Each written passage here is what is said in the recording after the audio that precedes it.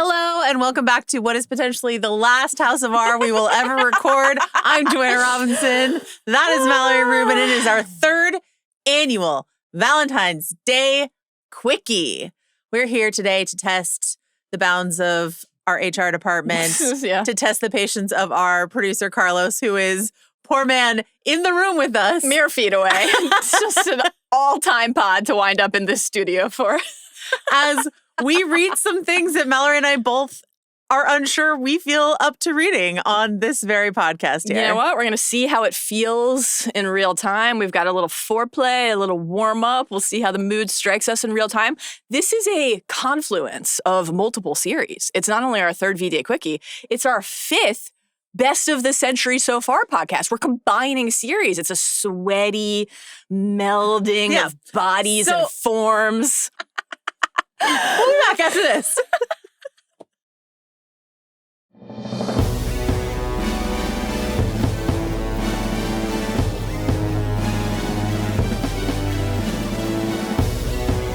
All right, listen, yes.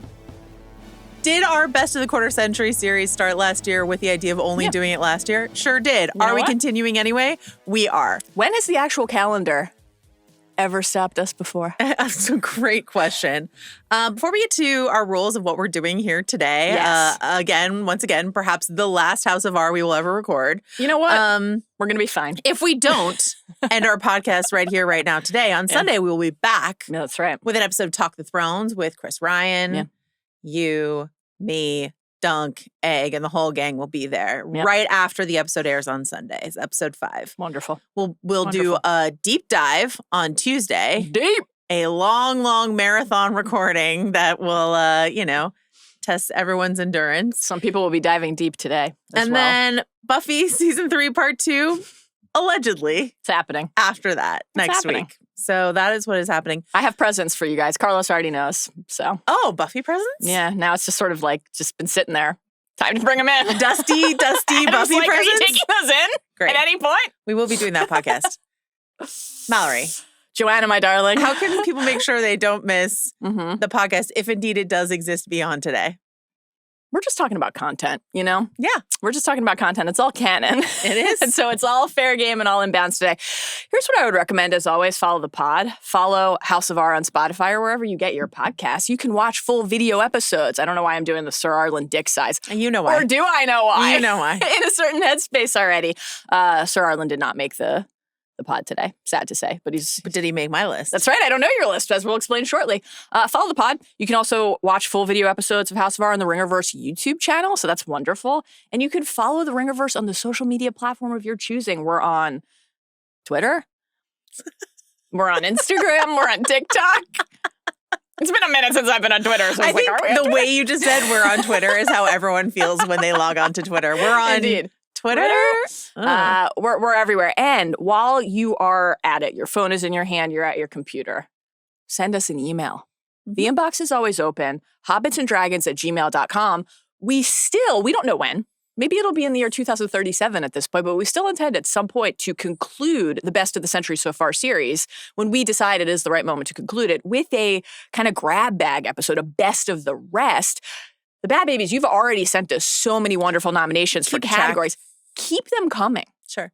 Phrasing. We also mentioned that we might be doing a mailbag soon, so we've been getting a lot of random mailbag questions from people. That's great. I'm saving them up. Wonderful. I think we have an open spot coming in a couple weeks. Amazing. Spoiler warning. As always for Best of the Century, it's just a pretty sweeping one. Anything that happened from 2000 to now That's right. is on the table. Yes. As always, there's like an indication of what we will be talking about for a few moments at a time. You can skip ahead if you want. Carlos will do a wonderful job of putting chapter headers in so you know, like, okay, if I want to skip this conversation, I go to the next spot. I could just click a little thing there. Technology, what a marvel. Obadiah Stane, technology. There's one thing I picked today where I'm like, this is really the spoil. Like, there's a lot of spoilers, but one clip I picked feels almost, I might give an extra spoiler warning right on the precipice of that clip. House of R always contains adult content. We really mean it today. Yeah. We love hearing how, like, your young children listen to the pod. It's honestly, it's a marvel to us. This might not be the one for them. We also got a couple, like... Unless it's time for them to learn. We got some pearl-clutching emails recently from listeners, and that's fine if things are too spicy for you. I'm just telling you, that was mild compared to what you might experience from us today. So let's go now. This is we haven't really said what we're doing. It's like lust, love, sweet, salty, spicy, all of the things that you would want on a Valentine's Day quickie. Yes. And we will get into those rules. Ships, couples, pairings, romance, hookups, all of it. Starting now. So here's the rules. Yeah.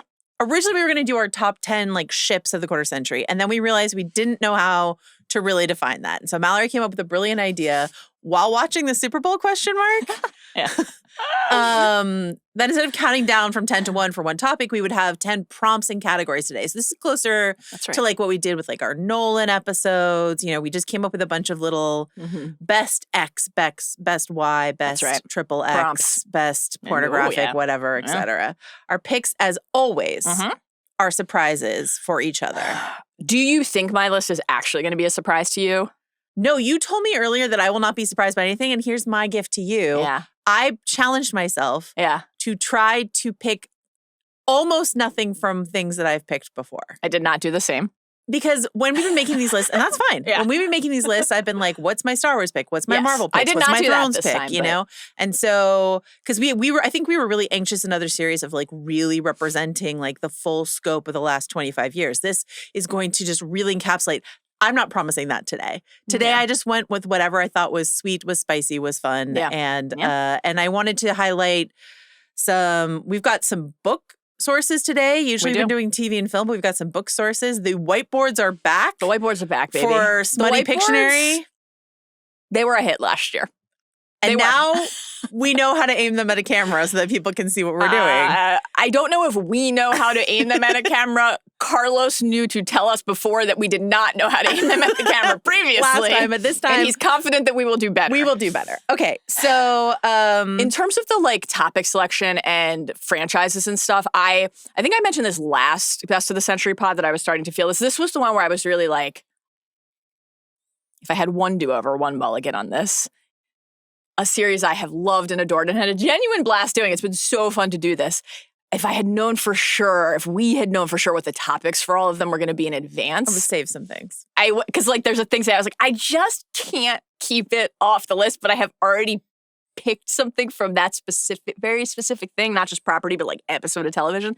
Had a couple of those today. Then I decided not to care because I'm following my heart and also my loins. Here we are today. I don't think we should worry at all today about anything that we picked. The heart is driving the boat to the love boat today, and that is fine. Yes, the heart and some other things. And some other body parts. Okay, eligibility. January 1st, 2000 through this very moment, even though it is now 2026. Correct. What is time? We don't care. Source material can be older if it's an adaptation. Right. So yes. Lord of the Rings, if you're like, gosh, I really want to talk about Sam and Rosie Cotton. Just because Tolkien wrote about them decades ago, a film version of them exists inside of this quarter century. So that's fine. Yeah. Properties. They must be from genre tales. So if conceivably we might have covered it here in House of R, it qualifies. So we're not going to the cottage. Sadly we're not doing Heated Rivalry. Sadly not. We would love to talk about Heated Rivalry. And we have loved talking about Heated Rivalry. And we did over on the Prestige TV podcast feed, which you not can, eligible but here. Not on House of R. Yeah. So there's going to be a lot of faves that are not going to make it here today. And that's what the email inbox is for, you guys, or the comment section, you know, or the Facebook page or the Reddit or whatever the case may be. You can rage about what we missed. That's part of the fun of lists like this. So it's great. Books, as we mentioned, are in the mix today. We have lengthy, ill-advised passages to read aloud at work. This is our job, and this is Carlos's job. Great. So ill-advised book passages, whiteboard Pictionary, video clips. This is one you really, I think, want to watch. I'd say so. Yeah. I mean, we encourage you to watch all of our pods because it's a real pivot to video time in our nation. But with the whiteboard Pictionary and with the like absolute tomato red my face will turn as I read some of these things aloud, we'll match this cup. You might want to watch this. I'm just saying. So I think whatever sensory experience feels right and most fulfilling to you. Great. If it's too much to look at us, that's fair. That's fine. As we always say, this is favorites, not comprehensive. Yes. So once again, take your arguments to the comments. We would love to see what you feel like we missed. Nominations, throw out your favorites. These are our favorite faves. things. I don't think anyone who has ever listened to an episode of House of R, an episode of Binge Mode, or Rewatchable. It's a big pick. A watch. Any podcast I've been on, probably an episode of like a sports show at some point, is going to be surprised by anything I say today. I don't think I will have any surprises. Maybe one, but it's going to be, I'm playing the hits. And I love that. We love the hits. Playing and the hits. I'm fulfilling the role of, hey, maybe you haven't heard of this and I can entice you to reading it or watching it by reading something aloud to you that might get me fired. So. Fantastic. I can't wait. Let's go now to the categories.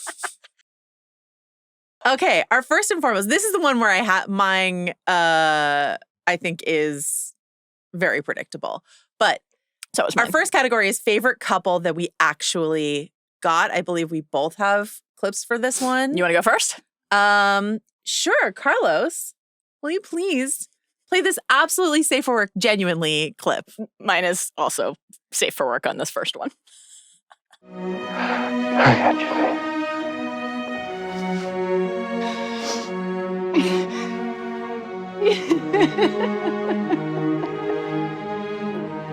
Kiss me, James. You got it, Blondie.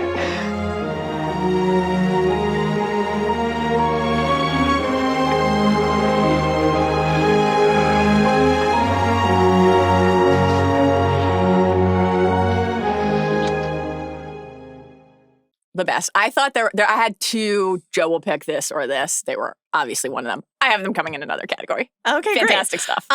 That's Juliet and Sawyer from Lost. And I almost picked them in a different category. And I can maybe predict which one you would have them in. Yeah. But this is not sort of the one of the core relationships inside of Lost, except it is for me and it is for you. No doubt. And it is very, very important. It comes sort of late in the game. And that, spoilers for Lost, is from the very end of Lost. Yeah. So sorry. But when we're talking about genre stories, you know, we've talked about this a bit as we've done these best of the quarter century. I kind of want to highlight some love stories or some sexual positions that you would only find yourself in inside of a genre story. That's not a requirement, right. Yeah. But it's just something that I thought would be kind of nice to highlight. So in this case, you know, a couple that has been parted in life are reunited in some version of an afterlife. Right. And so this scene at the vending machine, Sawyer and Juliet at the vending machine, you and I almost started crying. It's just one of the all-time. The Michael Giacchino score kicks in. They repeat words that they have said elsewhere in the show. And it's just like magic. One of the best things that's ever happened on television. So favorite couple that we actually got. This is my most predictable answer in the entire list. It's Sawyer and Juliet from Lost. I have no notes. Thank you. Can I guess yours? I would be astonished if you couldn't guess it. Is it a president? Maybe. Okay. Can we see it, please, Carlos? Missed you. Me too.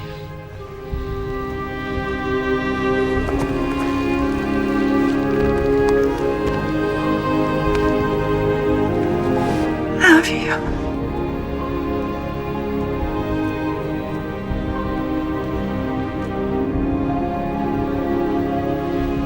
About time.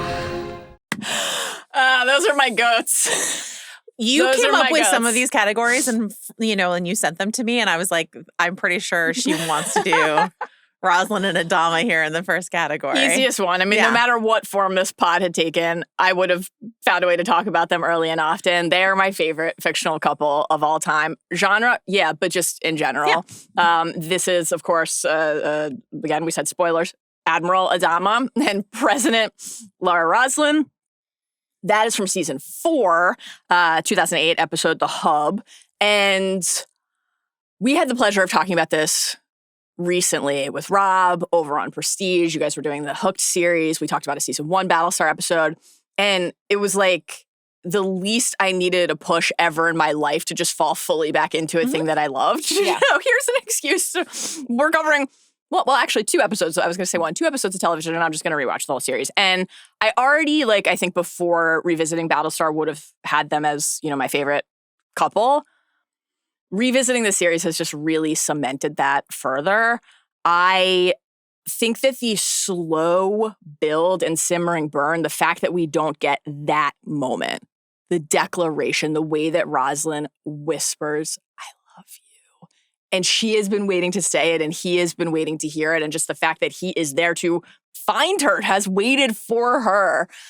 It was one of the most rewarding experiences of my life as a viewer, like waiting and hoping, and for all the way from season 1, like shipping them and anticipating, and the thrill that you feel as a viewer who is invested in their relationship when you finally get to watch them embrace each other fully after all of these little moments, a gentle kiss, pinning on the new sign of rank, getting high together down on New Caprica, the hair growing out, change, and the fact that it's like not easy for them, right? It feels so, even though the circumstances, to your point about a fantasy tale, this apocalyptic pursuit of a new home and saving humanity, there's something so relatable and core about it that I love. Like, you're not instantly always in that place with somebody where you want to be or where you wind up. And the fact that they are like reluctant allies out of necessity and then don't always agree, don't always see things the same way, at some points are actively opposed to each other,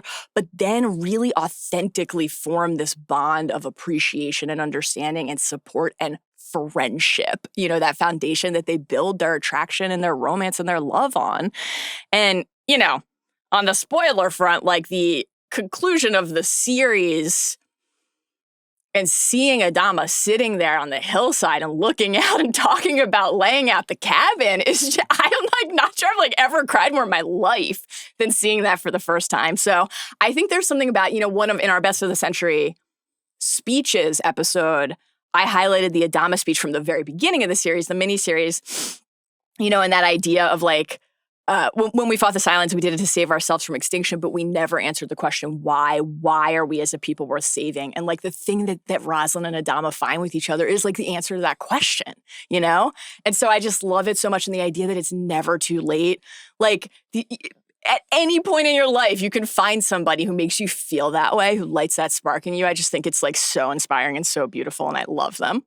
I don't know if you found this when you were making your list, but I think I only have one movie on here because when it comes to doing love stories, television, the time you get to spend, time spent with characters, books as well, but like time spent with characters, and especially TV is so good at the will they, won't they, the yearning, the like, as you mentioned, the little touch, a kiss here, a little touch there. Yeah. When we talk about ships and shippers and people wanting couples to get together, you often find that, they exist in the films. Raylo shippers, we see you. But like, in terms of television fandom, collecting little clues, little nuggets, little moments, little glances, and also as TV creators, finding chemistry inside of your cast. So for people people like Juliet and Sawyer, which was like, Juliet doesn't join the cast until season 3, is like never really sort of like a plan that they have, but you just find these natural sparks between actors, and then you can just go down that avenue because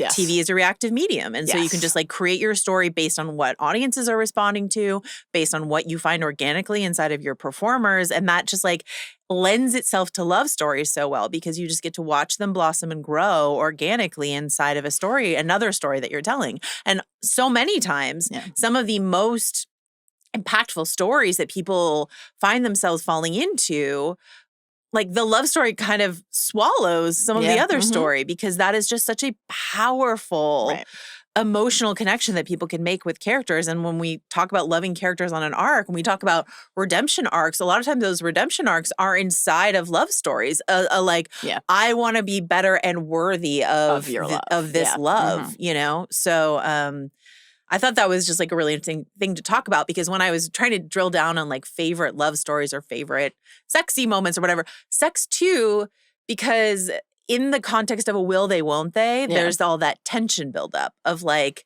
there's attraction clearly, but what are the circumstances? And inside of a genre story, what are the options that you can create for like various circumstances to keep your characters apart? Yes. No question. I have a couple movies on here, but I also have a very TV and novel heavy list. Yeah. And I think that for exactly the reason you're identifying, not every couple or sex scene or sexy moment or display of yearning necessarily like resonates with me or any other person because it makes you think about your own life. Sometimes it can be the exact opposite, right? Okay, this is a thing that makes me think of somebody I did know and maybe something we had or maybe something we never got to have. maybe this is like you form a relationship to a certain genre or a certain story because you're like, I don't have this in my life at all. And this is a way to engage with it. But I think broadly, TV allows you to feel the rhythm of a life lived and the rhythm of the way that people form relationships with each other or lose them over time too.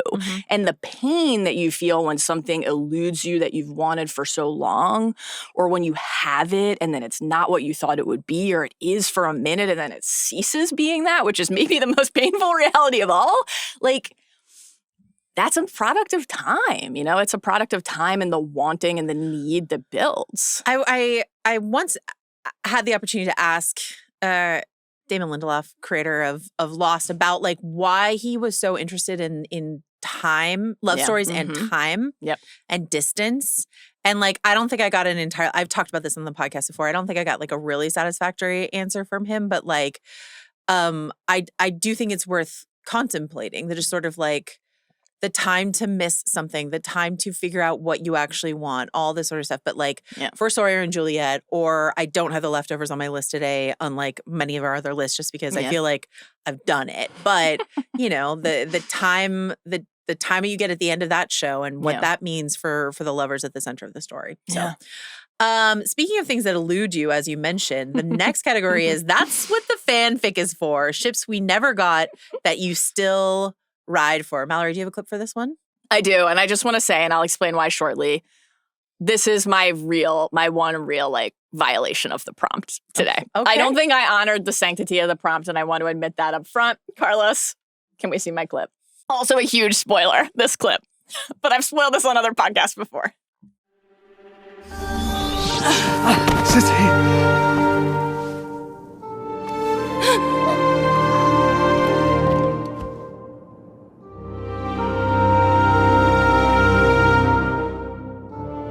Remember, my dear Obi-Wan,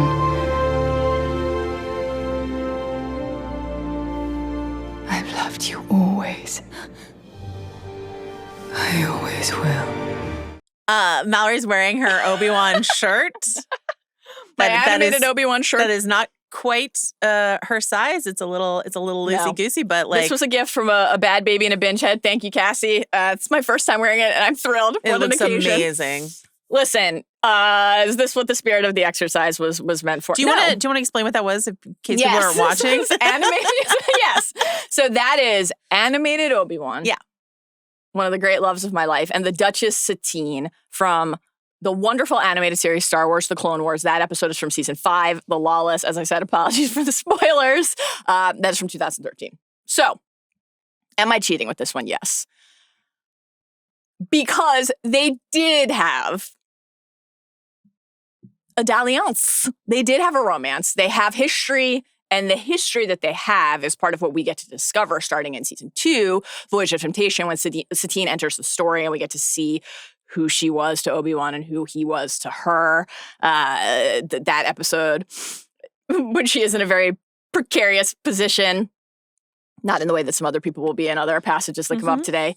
And she's declaring her love, and he's like, this is hardly the time or the place for... She gives him this look, and he says, okay, had you said the word, I would have left the Jedi Order. She calls him Obi, and so right away you're like, my understanding of someone and something has been radically altered by this, right? And then you have seasons of watching them together. And for me, it really changed my understanding of Obi-Wan, one of my favorite characters in fiction, but also crucially, how I thought about his relationship with Anakin, a character who is defined by the way that his draw and his love and his need, also his need to control and violate the natural order. Let's just put that in as a little caveat. Yeah, a little caveat. Led him astray. So look, are you going to pick a ship that we literally never got to see or like know that they engaged with each other romantically at all and honor the prompt? Maybe, possibly. I did not do that because even though we know that they had history in their past when they were together, when they were younger, and that they loved each other, I have so desperately wanted to actually see them together, and we haven't gotten that. So that is what the fanfic is for. Exactly. And I hope you get to enjoy some Satine. Is that what will like sort of break the dam open for you on fanfic? If I send you some Obi-Wan Satine fanfic? That would be great. I would love it. There's also a lot of heated rivalry fanfic if you want to. Listen, send it my way. I'm ready. I remember I was thinking back to when we were doing like our preview episode for the Obi-Wan television series. Yeah. And talking a lot about Obi-Wan and Satine then, and really allowing myself to dream and believe that maybe we would get like a flashback sure of their did. time together, or like a sexy dream at some point. A mini episode. Yeah, I can't help it. So, in the Lawless, that episode. They couldn't get Nicole. Exactly. The fact that he is there in the first place, even just the red coloring, so there's like a little bit of a like, I'm not in my classic, bathed in blue and light. Typically, when we think of Obi-Wan in red, we think of another alternative ship. Ventress also would be applicable here, by the way. He's like, I thought the council didn't want you to be. I do my own bidding. Such an Anakin idea. He even takes Anakin's ship there. It's just wonderful stuff. And so when we see Anakin and Obi-Wan in season 6 of the Clone Wars, and obviously Padme is very present in the text. And Obi-Wan says, like, I understand to a degree what is going on. You've met Satine. You know I once harbored feelings for her. It's not that we're not allowed to have those feelings. It's natural. It's the kind of thing that I just was like, I wish we had so much more of this across other aspects of their relationship in the canon. So I love Obi-Wan. He's really hot. Animated Obi-Wan, live action Obi-Wan, the Obi-Wan who lives in our minds on the printed page, all hot. And getting to think about what it would be like to watch him and the Duchess Satine fuck is very important to me. And so they had to be present on my list. They didn't make it in another category. And so this was the one. Here they are. I'm going to hit you with some other options before I hit you with my real answer here. Okay. I don't have Zuko and Katara on here. But because I've done Avatar enough, but like Zuko and Katara, I think are classic example of this. That's what the fanfic is for. Hermione, obviously, Draco and Hermione, which is just sort of like... Is that not your pick? Wow, because I know that's I've talked about Hermione a lot. It's we all know. Do I have a passage here that I could read? I do, but I'm not going to read it. Okay. I want to honor the larger shipping universe and say Dean and Castiel from Supernatural is like one of the all-time... Yeah. Fans were really convinced they were going to give it to them in the finale, and then they didn't. So they never got that. So there's a ton of Dean and Castiel fan fiction that exists. Crowley and Aziraphale, like, stay tuned. We don't know what's going to happen, but as of right now, we're in a tough spot. But what I'm really bringing to the table here is we're going Finn and Poe. We're not. Though that would be a great Diana one. suggested Finn and Poe. They're a runner-up for me as well. It's a great pick. We're going to the library. We are going to Leigh Bardugo's books, 6 of Crows and Crooked Kingdom.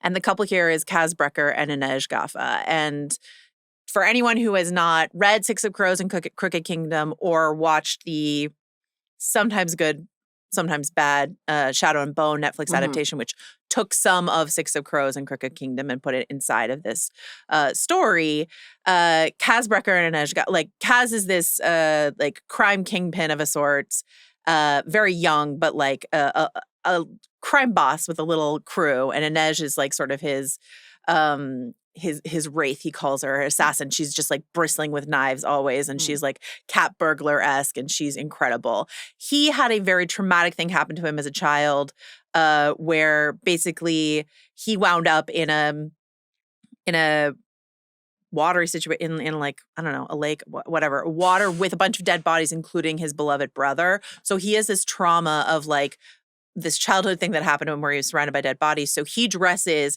head to toe with gloves, doesn't let anyone touch him ever because of that thing that happened to him. And then Inej had also a traumatic experience growing up, and that had to do with like being sold into like sex work essentially. And so they are both people who like adore each other, rely on each other, are close as close can be, and do not like to be touched. And so do not want to touch each other, except they do. So I'm going to read you a passage from Inej's point of view in 6 of Crows, right? She looked down at his gloved hand clutching hers. Everything in her wanted to say yes, but she would not settle for so little, not after all she'd been through. What would be the point? He took a breath. I want you to stay. I want you to. I want you. You want me? She turned the words over. Gently, she squeezed his hand. And how will you have me, Kaz? He looked at her then, eyes fierce, mouth set. It was the face he wore when he was fighting. How will you have me? She repeated. Fully clothed, Gloves on? Your head turned away so our lips never touch? He released her hand, his shoulders bunching, his gaze angry and ashamed as he turned his face to the sea. Maybe it was because his back was to her that she could finally speak the words. I will have you without your armor, Kazbrecker, or I will not have you at all. Speak, she begged silently. Give me a reason to stay. For all his selfishness and cruelty, Kaz was still the boy who had saved her. She wanted to believe he was worth saving too. The sails creaked. The clouds parted for the moon, then gathered back around her.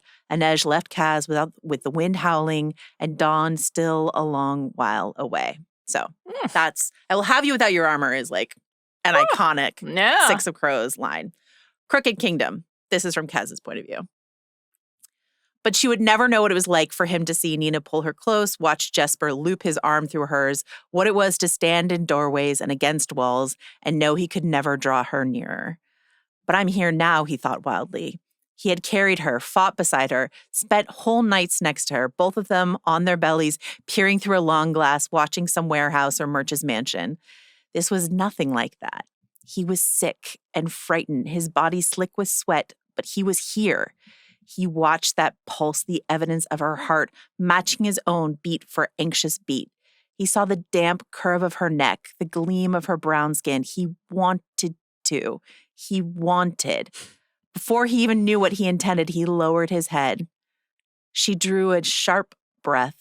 His lips hovered just above the warm juncture between her shoulder and the calm of her neck. He waited. Tell me to stop. Push me away. She exhaled. Go on, she repeated. Finish the story. The barest movement, and his lips brushed her skin, warm, smooth, beaded with moisture. Desire coursed through him, 1,000 images he'd hoarded, barely let himself imagine. The fall of her dark hair freed from its braid, his hand fitted to the lithe curve of her waist, her lips parted, whispering his name, all of it there, and then gone. He was drowning in the harbor. Her limbs were a corpse's limbs. Her eyes were dead and staring. Disgust and longing roiled in his gut. He lurched backward and pain shot through his bad leg. His mouth was on fire. The room swayed. He braced himself against the wall, trying to breathe. Inej was on her feet, moving toward him, her face concerned. He held up a hand to stop her. Don't. Woo! Almost. Almost. Wow. Again and again, but never. And it's a duology. It's not like, that's the kind of thing where you're like, and then surely Leigh Bardugo wrote them together. And there's like an implication that it could happen, but she never wrote it. So that's what we were sort of hoping the Netflix show was going to be for, but it was canceled. So that's what the fanfic is for. And there's plenty of Kaz and Inej fanfic. But that's sort of like, you know, Six of Crows and Crooked Kingdom are definitely genre. Mm-hmm. But I think what's true here is, even though they have this we can't touch, it's rooted in their own sort of like their trauma and their own things that they have to work past to get through to connect with each other, which I think is like very beautiful and very strong. But love. They're in my heart always, Kaz and Inej. So those passages were quite compelling. You should read the books. They're great. I mean, it's not even what the story are like crime capers, which are like they're heist books, which are just like right up my alley, and they're great. And there's like a lot of there are a couple other like really great love stories inside of that world, the Grishaverse. But this is my I do my jam. love as much as I love stories where people are touching each other, I do love and almost there is a reason. Yeah. Their trauma and experience or some sort of supernatural, magical element that explains why these characters can't touch or that they have to work through before they can. It's like very like Pushing Daisies. That's on my list later. Pie Maker. And, Chuck. To me, they were my honorable mentions. They were one of the late, like, oh my God, I don't have the Pie Maker on here. I will just say they're in my Champion Yearner. Like the fact that, if you've never watched Pushing Daisies, which ran from 2007 to 2009, Lee Pace, Anna Friel, Chuck and the Pie Maker, Ned.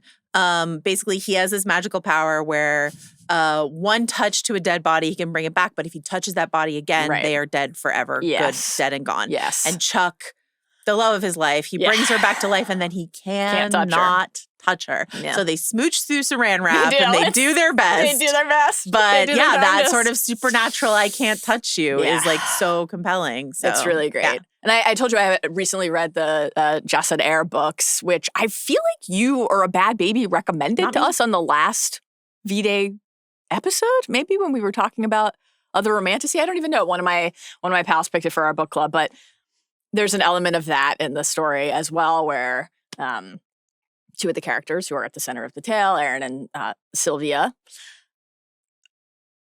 it's a slow build and a slow burn, and it's an enemies to lovers trope. It's got a lot of the stuff that we like talking about on these podcasts, and there's also the element of, I don't even want to explain the details because these books are relatively new, but the barrier to consummation. And then I think some very clever ways to get around that moving forward. Yeah. Those books are great. I kind of shudder to think what Brian Fuller would have come up for The Pie Maker and Chuck in the future, given like what he got up to on Hannibal in terms of like latex barriers and what is possible. I will just say, without any shame, that so this is one of my pals. I won't mention her name in case she doesn't want us to read about her. But our careers are on the line. No need to endanger anyone else's career. So this was a shared favorite of ours. We used to watch it together, and we would just get so in the weeds on the details of how they could fuck. And obviously, like, there are plenty of ways that you could come up with, but they're very risky, you know? Is it worth the risk? But, like, maybe it is. Maybe it is. Maybe it is. Maybe it is for 2007 Lee Pace. Man. You never know. Okay. The next category here is surprise pairing you wound up caring about the most. I have a clip. You don't have a clip for this, right? I do. Oh, you do. This is my one where I'm like, is this too much of a spoiler, this clip? But you already played a clip about these characters from even further in the timeline. And so I think it might be. Here we go. We can always decide after the trim it. Carlos? Don't you leave me. It's okay. Don't you leave me. You are I alive. love you. No, you don't let go. I love you, James. No. I love you so much. No, we should keep it. I mean, it's Maybe the saddest I've ever been about anything in my fucking life. I think it gets even worse, like, because that's not even the end of that horrible No, it's not. encounter. Oh, man. Yeah, Sawyer and Juliet. I love that in you explaining why they were your pick for just fave, all-time fave, you sort of got into why they're my pick for surprise pairing that you wind up caring about the most. The nature of TV, long-form storytelling, the volume of episodes inside of seasons, volume of seasons inside of a series, the ability to move across time and space, characters who you would not only not have anticipated finding this with each other, but who we had active investment in their pairings with other characters and other people, right? And one of the first things that we ever potted about together, I got to guest on your Lost show. And do you know I like constantly hear from people who are going through that, the Lost podcast, and when they get to our first episode together, they're like, oh my God, the House of our origin story. It is. Yeah. It's wild. And we had it was an episode where we got to talk about Juliet and Sawyer. And Sawyer's one of my favorite characters, just like in fiction, period. And they're one of the relationships that I care about the most, but both because it's beautiful and it's lovely and there's so much richness there about the magic that can unfold in your life when somebody sees you in a way you didn't allow yourself to see yourself, right? I would never have anticipated getting that from the two of them together inside of the show until suddenly we did. Yeah.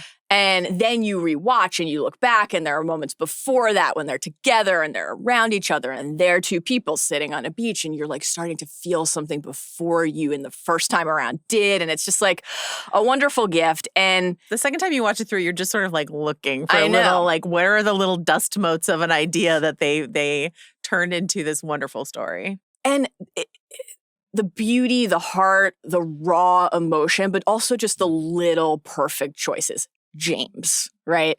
James. We might say LaFleur, but James instead of Sawyer, like Blondie. It's the shorthand that you build with somebody who you love, like the language of your own. And it's just perfect and beautiful. And the idea of like other paths and surprise connections and the spark that you didn't see coming. And someone who impacts you in a way that you would have never had a reason to expect is just a real gift. So they are very special. That clip is from season 5, one of our shared favorite seasons of television ever, one of our shared favorite time travel stories. Love time travel. And that's from the incident part 2. So again, sorry for the spoilers, but you know, there's plenty of story left after that. There is. And before it. Great show. We'd recommend it. I also have a clip here. Carlos, will you play this clip, please? Funny story. remember how I made you something and I thought I lost it because it wasn't in my pocket? Turns out it was in my other pocket. By the time I found it, you were gone. I was just gonna leave it for you, but I was worried it would get eaten by that magic squirrel. So I decided to wait for you to come back. Every so often a different Janet came, but I knew it wasn't you. Jason, it's been like 1,000 Baramies. I know, but I wanted to see you again. Incredible pick. I love that one. Bortles. The Good Place. Great one. This is our guy. Yeah. Jason Mendoza. Manny Jacinto is Jason Mendoza, and the incredible Darcy Carden is Janet, who's not a girl, but in fact, an AI, essentially, a robot. There are various love stories inside of The Good Place. An incredible genre show that we never talk about, but is like, was a fantastic show. This is from the finale, which aired in, the show ran from 2016 to 2020. This is from the finale, which has moments inside of it that just like make me weep. Yeah. And this isn't necessarily one of them, but the idea that like Jason, because he found the bracelet he made for her so that she wouldn't forget him once he had moved on from the afterlife. Again, This is a genre story. Yes. Oh, yeah. No question. So he waits for 1,000 Baramies, however long that is, you decide.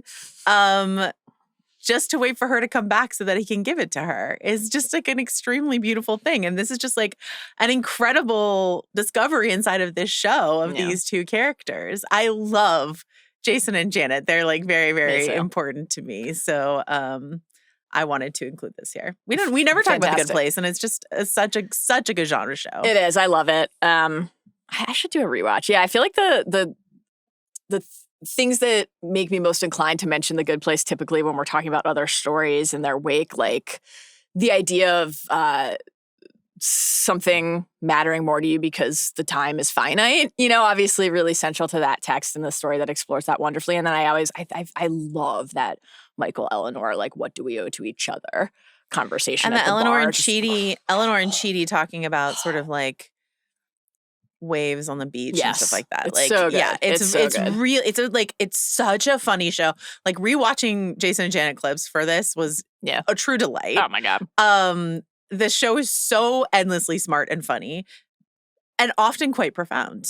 Definitely. And I just, I don't want us to stop talking about The Good Place. Just a really, really good show. A show that was inspired in many ways by Lost, actually. No question. I can't remember the exact line, but I always love before Janet, Jason and Tahani, another surprise pairing inside of The Good Place. It's like basically when she's saying, he's so good in bed. And it's like, he basically has like no shame or no inhibition, inhibitions, and so he is quite good at sex. I always love that scene. That's great.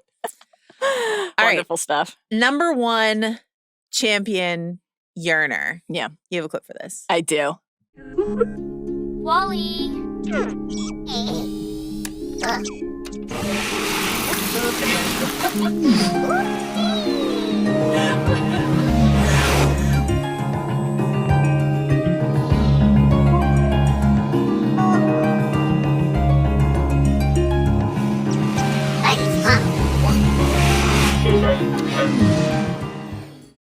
Listen, I was not going to participate in a podcast about romance and love and longing and not talk about the greatest love story ever told.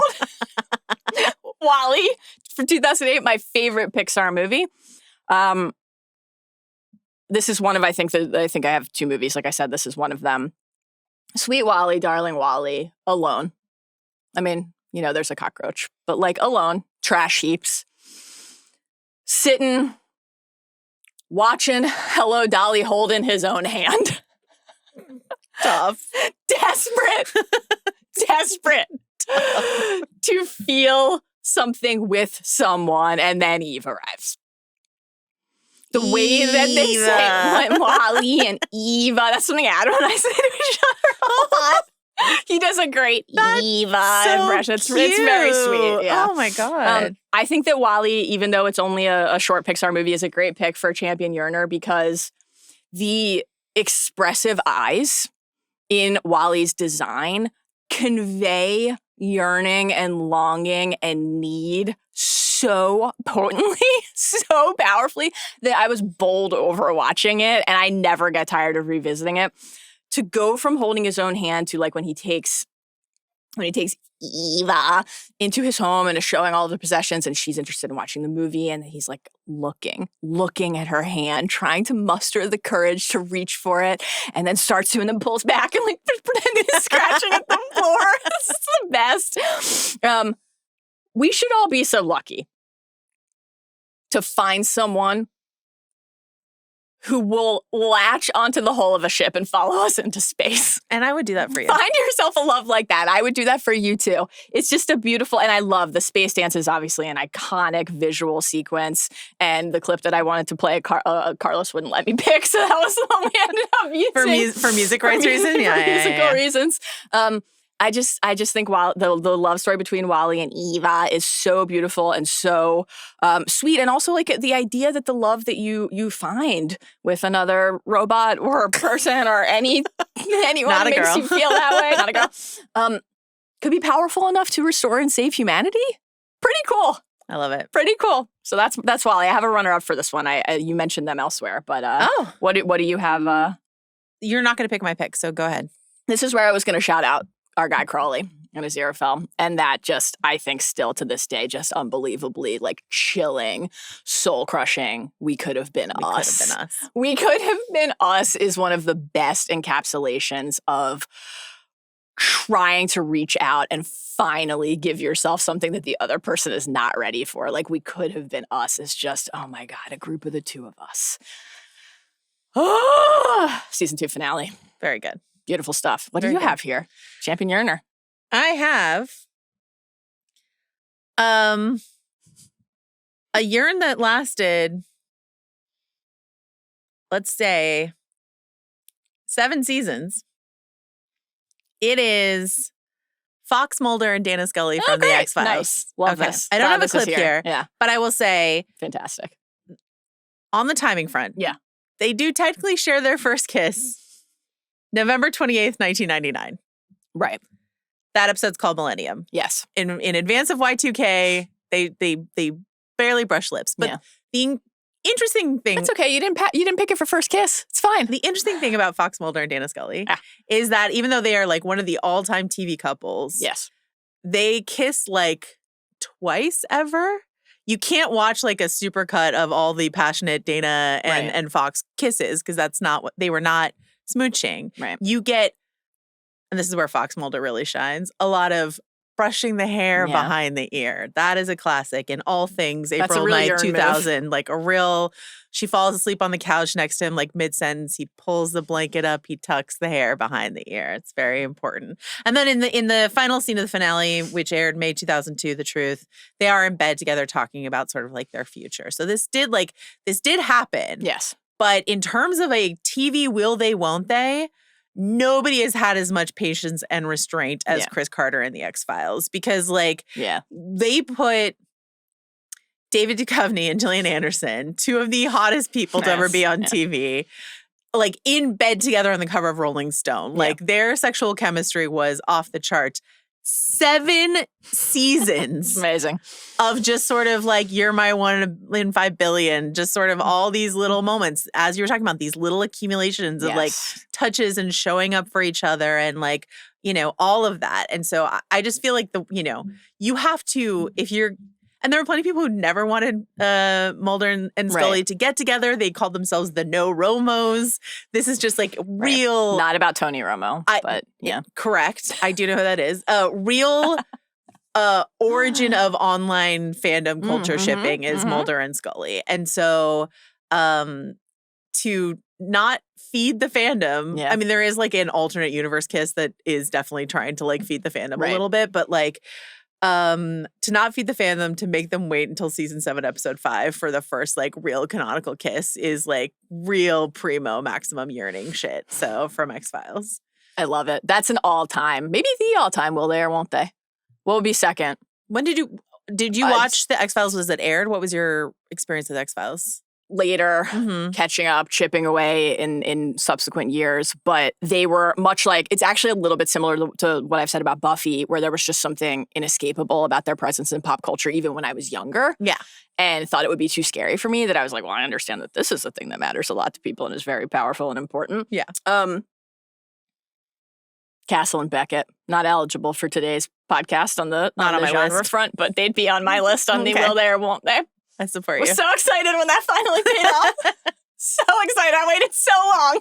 All right. Passionate first kiss. For some reason, I don't have a clip for this, which is weird, so I'll just have to describe it. But why don't you go first with your clip?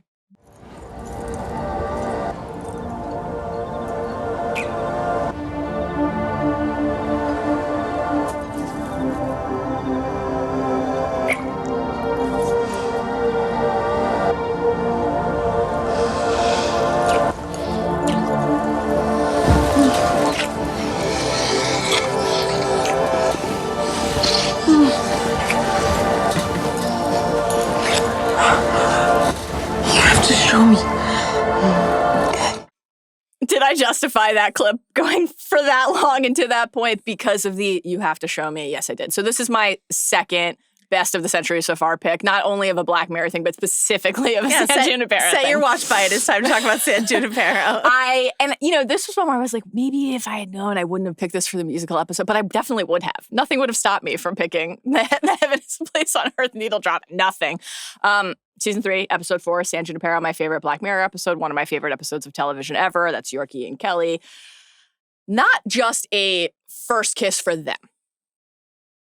After some very efficient and potent buildup inside of the episode the first time they meet and some waiting and what will happen here. But as we come to understand over the episode, it is meaningful and massive, the magnitude of this in Yorkie's life outside of this moment. That want to go to bed with me initial invitation that Yorkie is not ready for, and then leading into this next encounter. I don't know how to do this. Do what? Just help me. Can you just make this easy for me? And then the show me, the idea of the newness, and newness is always exciting when there's something like fresh and that spark is there and that intrigue and that draw, all of which fade over time.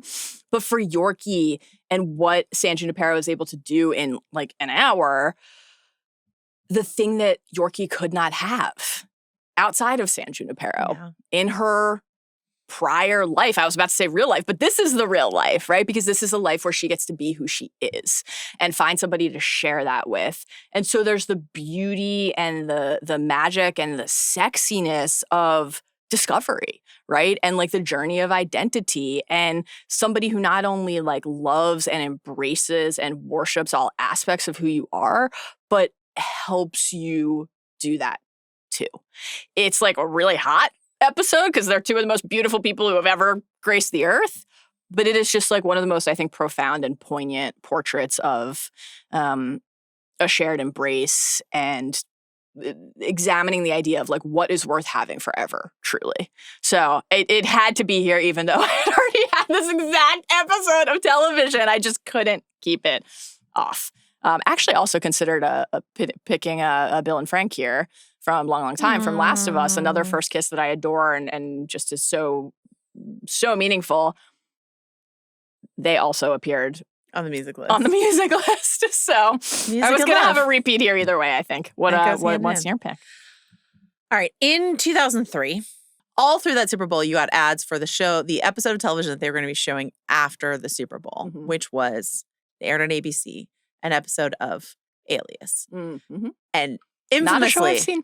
I know. But I know the people were hot. Infamously, in that ad, you see Jennifer Garner in like barely nothing lacy lingerie. And it was just like it used to be a real move after the Super Bowl to show you like a big episode of a TV show to like hook people in, or look, we got Julia Roberts to be on Friends, or whatever the case may be, right? So this is season 2, episode 13 of Alias, and it's a real come watch Alias. We would like you to like come. Indeed. Watch Alias. Phrasing. Jennifer Garner, have you seen her in lacy lingerie, okay? That's just the beginning of that episode, and it has barely anything to do with it. It's like a mission she's on. It's just the beginning, and it's barely anything to do with it. But what happens inside of this episode is like a major character dies. That's the end reveal of the episode. That's a crazy thing that happens in this episode. Okay. They bring down SD6, which is this shadowy organization at the center of the thing. They bring it like literally into ashes and rubble and like paper flying through the air and stuff like that. But when they bring down SD6, this shadowy organization, Sydney Bristow, played by Jennifer Garner, who thought she was working for the CIA, but actually she was working for SD6, an evil operation. She finds that out in episode 1. Hate when that happens. She goes straight to the real CIA and she's like, guys, turns out I'm working for a fake evil organization. They give her a handler. It's Michael Vartan. Yeah, very familiar. Who plays Vaughn. Okay? Yeah. Vaughn and Sydney, CIA agent and handler. Yeah. Chemistry galore. Those two incredibly attractive people actually dated in real life. Could not get together. They had to bring down SD6. The minute that office is in ashes and rubble, this is the kiss category. Passionate first kiss. They kiss and then fuck. Calm down. We'll get to the fucking. Just in the ashes? No, give me the kiss. Give me the kiss scene. Calm down. It's one of the all-time TV kisses, and they have another character come up and try to talk to them, and they can't hear him because they're just kissing. And so it's just, I just love that it was like a post-Super Bowl event. And again, when you think about that episode, it's Jennifer Garner in lingerie. That was the hook. Redacted character dies. That's a big deal. But most importantly, after waiting a mere season and a half, it's no Mulder and Scully. Yeah, but still. They kiss for the first time, and it's just this huge deal, and it's like an all-timer kiss. Again, those people were actually fucking in real life, and so they got to like pour all of that into this on-screen moment, and I just think it is a top tier. We've been waiting for this television kiss to cap the Super Bowl in 2003. So that is my pick. Great stuff. Never seen a second of that show, but now I wish I had.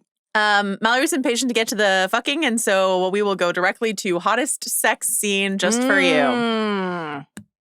I don't have a clip for this one because it's from a book. I have multiple passages. This is Is this where we get fired? We've talked about this one before. Okay. And I've shared certain sentences from this passage before, and you very memorably read passages from this before. I think I read from this 2 V-Day Quickies ago. You read from this last V-Day Quickie, and then we diagrammed it. So I think this one is familiar turf for us today. This is Xaden and Violet on the throne in Iron Flame, the second book in the Empyrean series. This is from 2023.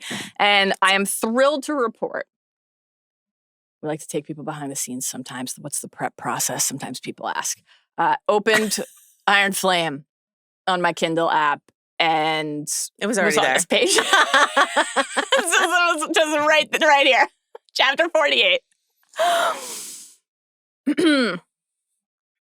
I guess we don't need the whiteboards for this because we used them last time for this exact section. Carlos. This is earmuffs. Nearly the entire chapter is this one sex scene, which is Xaden performing oral sex on Violet as she sits on the throne in his kingdom. And there's like a few paragraphs of conversation at the end, but even after that, there is some really sexy stuff discussed. And so this entire chapter is a sex scene. Tempted to read it all, but we don't have time for that today. But I will read a few choice, particularly memorable passages. This is an all-timer. This is genuinely my favorite sex scene of all time. This is what I fantasize about when I'm away from you, he says against my heated skin. Some of these descriptions. Your taste, your scent, the little gasps you take right before you come. He settles in, his hands splaying wide on my inner thighs, pinning me in place as he uses his tongue to rob me of every thought.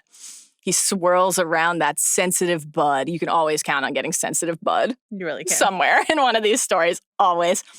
Over and over, teasing, arousing, driving me higher and higher, but denies me the very touch I need. Is this what you think about? My mouth between your soft thighs. So you're like, how could this possibly be an entire chapter, right? This is just, we're just getting started. Yeah, we're just getting we're just getting started. Sure. Later. He alternates between quick, teasing flicks and long, lazy licks, building an ever-tightening spiral of pleasure deep within me. Another finger joins the first. This is incredible. Oh my God. Stretching me with delicious burn, and my hips rock as he thrusts them in a slow, hard rhythm that makes me crave every part of him. Power rises, scalding my already flushed skin, crackling in the very air around us. Without stopping, he releases my thigh and reaches around my hip, then retrieves the conduit. Take it. I want you. My fingers slide from his hair to grasp the orb, my hips chasing every stroke he gives me, my breaths coming in uneven pants. You have me. Again, find yourself somebody who not only makes you feel this way, but then can grab your conduit for you so that you can channel your lightning directly into it as he brings you to climax. This is just wonderful, very memorable Because in stuff. previous dalliances, they have destroyed the furniture, and he's like, maybe not my ancestral throne. Perhaps we'll save this particular Lightning, piece it's of a furniture. powerful power, it turns out. Yeah. It is. Right there. This is, again, pages later, I think. This is an all-timer. I actually don't know how is the kingdom pronounced? Is it Tirendor? Tirendor?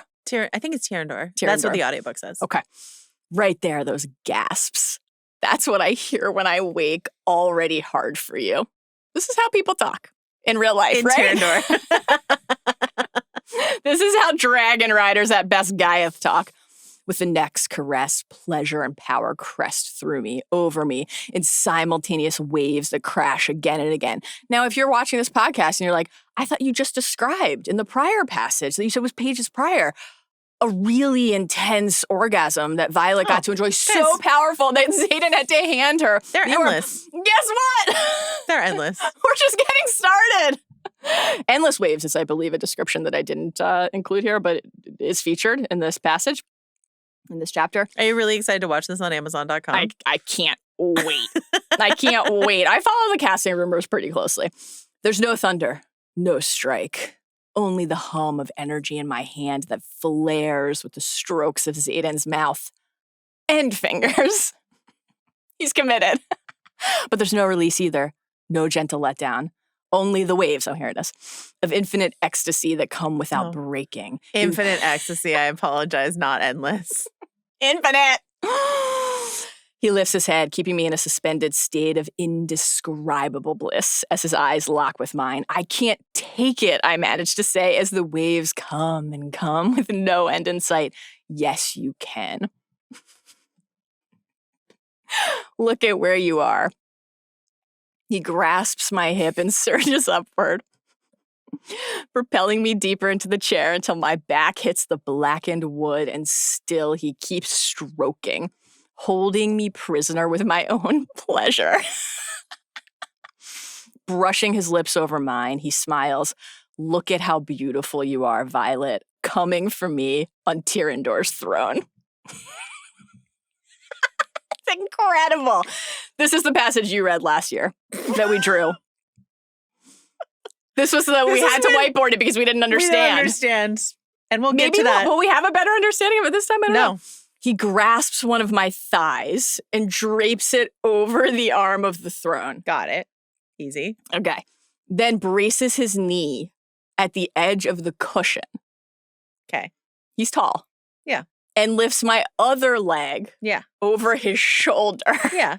As he slides down my body, lowering his head as he works his fingers ceaselessly, beckoning the endless waves. Oh, God. So we actually also diagrammed another chair sex scene. I'm going to die right here, right now. Every time I have to sit with the assembly, I'll be thinking about this, about you. He slides his hand under my ass and lifts me to his mouth, then replaces his fingers with the thick stab of his tongue. The reason that passage had to be included for a second year in a row is because it leads to the payoff of they continue their very memorable experience here. And then they stop. He's like, I need a minute. Violet describes how painful his erection looks inside of his leathers. And he basically is like, It's important to me that I can worship you without needing anything reciprocated. Then they start talking about Kat. And to soothe any worry that Violet might have about Kat, Xaden says. He leans in. I love you. She will never sit in this seat. She will never wear a Tirish crown. She's never had me on my knees in front of her. His mouth curves into a wicked grin that makes me instantly ready for it to be tonight. And I've also never fucked her with my tongue. It's like the literary event of our time. He's like, oral only for you, baby. Just for you. Just unbelievable. Unbelievable. Remarkable stuff.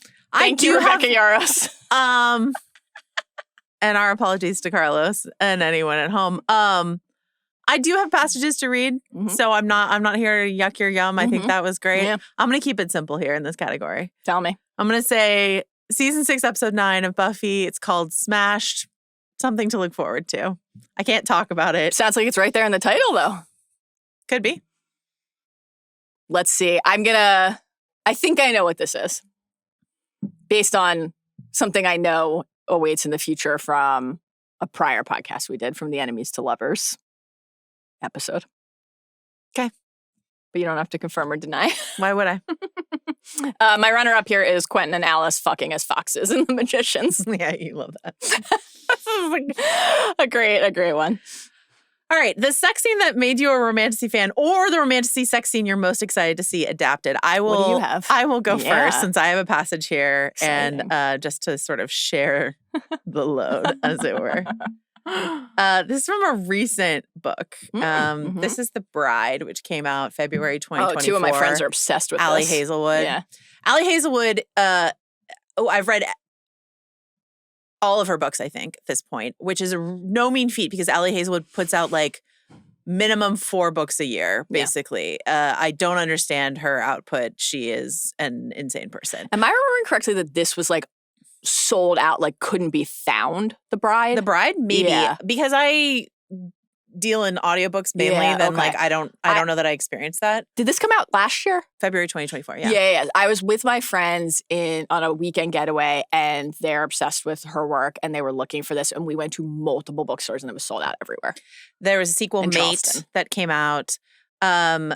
Allie Hazelwood's like most famous sort of first book, The Love Hypothesis, which is like a Raylo fan fiction come to life, Right. has been adapted Yes. and has not come out yet, but will be coming out. And so there has been talk of her other stuff being adapted. It has not been confirmed that The Bride is going to be a film, but there have been some sort of like some rumblings, some casting rumors. I'm pretty sure The Bride is going to be adapted. If The Love Hypothesis does like literally any numbers for Prime Video, they're going to hop on this train. The premise of The Bride, get ready, a dangerous alliance between a vampire, spelled with a Y, vampire, bride, Interesting. and an alpha werewolf becomes a love deep Great enough to stuff. sink your teeth into. Okay? Fantastic. Wonderful. Basically, they have to, it's a marriage of convenience. They're trying to prevent warring clans, et cetera, et cetera. But it's set in modern times. It sounds ye olde timey, but it is set in modern times. This particular moment takes place on a plane. An airplane? An airplane. Okay. And it is not a different plane of existence. Nope. It's an airplane. An aeroplane. Okay. But it is a werewolf and a vampire bride. Mm-hmm. It's a fake marriage. But they have to definitely consummate it. they don't have to consummate it, but she needs, in order to convince the other werewolves that they're actually married, she needs to smell like him. Sure. So he has to send her on the plane. And I shall read. Crap, I'm excited. I can't wait. Basically, they've already started this process. She doesn't know exactly what it's going to be. Okay. He's like, I'll make you smell like me. Is he in, what form is he in? Human. Okay. Just trying to get the mental image here. She's a vampire. He's a human. They're both fully clothed on a plane. Okay. Private plane. Okay. Right as I'm thinking this is different from what I thought scenting would be, he moves to the bottom of my throat and sucks. He grunts. I gasp. We both let out staggered breaths as my hand creeps up to press his face deeper into me. He gently pulls at my skin, open-mouthed, and the stimulation is like electricity, flooding me with warmth. Ware's body temperature is much higher than Vampire's, and his body is a scant inch of air and possibilities away. And the heat of him, my breasts ache, nipples hard as gems. And I want to arch into him. I want contact and flesh and skin. Lo, that's his name, is solid, and I feel so soft. And his thundering heartbeat, his delicious beating heart, because she's got no heart, she's dead, Right, she's a of vampire. course, yeah. Is a hazy, indescribable wonder pulling me to him. I squirm in his arms, trying to press against him, rub just a little, but no, because Lo pulls back. His hand closes on my shoulder, spinning me around until I'm facing away from him. My breath catches as I clasp a headrest for balance. Okay, he asks, wrapping his fingers around the base of my throat. I say yes as fast as I can. Well before the word is fully out of his mouth, and he doesn't waste time either. He lifts away the heavy mass of my hair, clutching my hips in his palm, presses my body against his, and once he has me how he wants me, he bends down. His teeth close around the back of my neck, hard this time, and I am flooded with a filthy, instant kind of pleasure. The cry that I managed to leash earlier burns out of my throat. There's a pressure inside me, heady, scalding, and I can't bear for it to grow. Lo's hand travels down my stomach, settling me more tightly against him. The curve of my ass finds his groin, and he lets out a satisfied, guttural sound that jolts my nerve endings. My blood sings. My ears roar. I'm melting. Fuck, he mouths. He runs his tongue over the knob at the top of my spine one last time, as if to soothe the sting of his bite, and suddenly I'm cold, shivering. When I turn, he's standing several feet away from me, eyes pitch black. The roar in my ears is getting louder because it wasn't in my ears at all. A car is driving across the tarmac towards our plane. Lo sounds like a rake has run through his vocal box. His fingers twitch at his side, a reflex, like my hand lingering on the damp spot at the base of my throat. My hand shifts to massage my nape. I can still feel his touch. That was, I'm sorry, he repeats. My fangs ache, itch, want like never before. I trace them with my tongue to ensure they aren't on fire, and Lo watches me do it every second of it, lips parting. He takes a small, involuntary step towards me, then retreats again, appalled at his lack of control. This might be new to me, and I may not be aware, but whatever just happened between us went way beyond, let me disguise you real quick, and straight into something different, something sexual. And if I know it, there is no way he doesn't. My smell, do I smell like mine? It's a rumble in his throat. You smell like you're mine. The end. Jeez. The scenting scene. Wonderful. From a plane, from The Bride by Ali Hazelwood. Absolutely wonderful. Yeah, really good stuff. I'm interested in more. Okay. Much like the characters. I think we can make that happen for you. Oh my God. Jeez. Now I understand. I'm going to text my friends after this and say I understand. This is what I'm saying. A vampire and a werewolf, what happens? Your fangs itch with longing and wanted desire. Who knew that fangs itched? I didn't know. Can you imagine your teeth itching? That part sounds unpleasant. The rest of it sounded great. Sounds great. Vampires and werewolves. I mean, Being Human, not on my list today, but a genre show that I adore where, a vampire, werewolf, and a ghost decide to cohabitate. Mm-hmm. Wonderful stuff. Is Twilight on your list at all? Speaking of vampires and werewolves, not on mine, but I guess we should mention it. There you go. We mentioned it. Twilight. I don't want to be thinking about vampires and werewolves in Twilight because then you have to think about Jacob. I know. And the baby. I know. And I don't want it. All right. I don't want it. Thank you for that. You're welcome.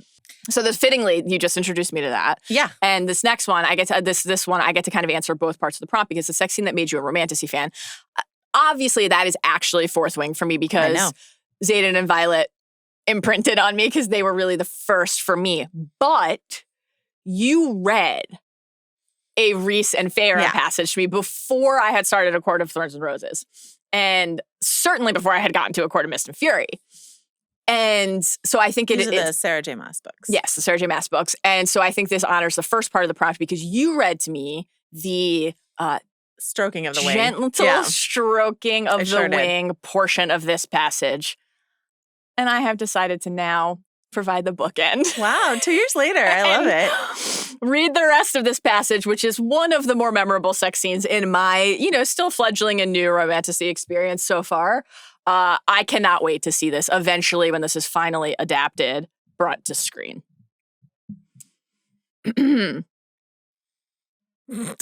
This is just a really incredible stretch. I think this is chapter 48 as well, actually, much like the Iron Flame throne scene. Interesting. Forced proximity trope. Reese and Feyre have wound up in a very small hotel room on the road. You love when that happens. And there's only one bed. And the need and the desire has built and mounted. And we're moving towards something inevitable. We get the tracing of the way he's cocooned. They're in the one bed. Mm-hmm. He's cocooned them in his wings, right? We get this very memorable stretch that you read and changed my life by reading it to me mere years ago. And then things develop further. The through line, I would say, of the hottest sex scene pick and then this pick, what you read, a lot of this, as we've talked about before, as we talked about both of the last two V-Day Quickie pods, what a time it is to be centering female pleasure. Correct. Just hope a lot of people are learning a lot of things out there, and we're thrilled. Honestly, tell me. I have actually been hearing this a lot from the younger generation. It's like that young women are giving their gentlemen callers like smut to read and say like, take Let's notes. try it. Yeah. Some of this is physically impossible because we're not vampires and werewolves or whatever, or you can't give me 900 orgasms, but maybe you can give me one. And here's some idea of how to do it, Yeah. Just a thought. Just one. Let's just start with one. Let's start with the basics. Let's just start with one. Well, if anyone out there is like, I'm interested in learning, where should I begin? We'd recommend this passage. You don't need to be a fae with wings in order to do this. Exactly. A court of mist and fury. His fingers plunged in and out, slow and hard. You noticing a theme? This is great. A lot of plunging. A lot of plunging. My very existence narrowed to the feel of them, to the tightness in me ratcheting up with every deep stroke, every echoing thrust of his tongue in my mouth. You have no idea how much He cut himself off and groaned again. Feyre. The sound of my name on his lips was my undoing. Release barreled down my spine and I cried out, only to have his lips cover mine, as if he could devour the sound. His tongue flicked the roof of my mouth while I shuddered around him, clenching tight. He swore again, breathing hard, fingers stroking me through the last throes of it, until I was limp and trembling in his arms. I couldn't breathe hard enough, fast enough, as Reese withdrew his fingers, pulling back so I could meet his stare. He said, I wanted to do that when I felt how drenched you were at the Court of Nightmares. I wanted to have you right there in the middle of everyone. But mostly I wanted to do this. His eyes held mine as he brought those fingers to his mouth and sucked on them. On the taste of me. I was going to eat him alive. I slid a hand up to his chest to pin him down, but he gripped my wrist. When you lick me, he said roughly, I want to be alone, far away from everyone. I just want to state for the record that if Mallory had been in charge of the categories, there would have been like far more sex. God. A lot of the yearning comes from me. This is a great balance. I had the anguish one that we subbed out. I had that one. I want to be alone, far away from everyone. Because when you lick me, Feyre, he said, pressing nipping kisses to my jaw, my neck, I'm going to let myself roar loud enough to bring down a mountain. I was instantly liquid again, and he laughed under his breath. And when I lick you, he said, sliding his arms around me and tucking me in tight to him, I want you splayed out on a table like my own personal feast. Yep. No notes. Just 10 out of 10. No notes. Should we diagram it? Let's see. Oh. We haven't used the whiteboards yet. Yeah, I was saving it for the next one. Here, let's do a quick one. I would like to see a quick one. I would like to see what you are thinking here. Let's see. Okay. So we have a room. This is the hotel room. Yeah. Or let's make this the bed? Oh, no. You have the cloth ready if you want Let's to. see. Okay, this is so we're going to go with initially the cocoon of wings. Yes. Clearly a cocoon of wings. They're inside of this. Uh-huh. And here's a finger gently stroking the wings. Okay, so this is how it starts. And then, most of my, if anyone missed last year's pod, I mostly drew stick figures, and then Joanna basically revealed herself to be like Michelangelo. Okay, here's my next contribution to this one. So Reese, super hot. It's like nice, shadow lord hair, beautiful. Okay, this is his face. This is his mouth here. And here he's sucking on his own fingers. That's the worst thing I've ever. What do you think? What do you think? I'm eager for this to continue. Reese? Yeah. Finger. Fingers. Hair. Is that his eyeball or also his hair? Okay. Will you grab me the cap that's behind you? Oh God. And can you grab the cloth also? Okay. Oh God. For our next category, where the whiteboard will be staying active. I'm so sorry to destroy that beautiful thing you just painted. I would like to play you part of a clip. Okay. Welcome for the first time ever to a list of my making, Zack Snyder. Oh my goodness. This is from 2009's Watchmen. Yes. And I would like Carlos to play whatever he's clipped from what I sent him. Your fingers like licking a battery.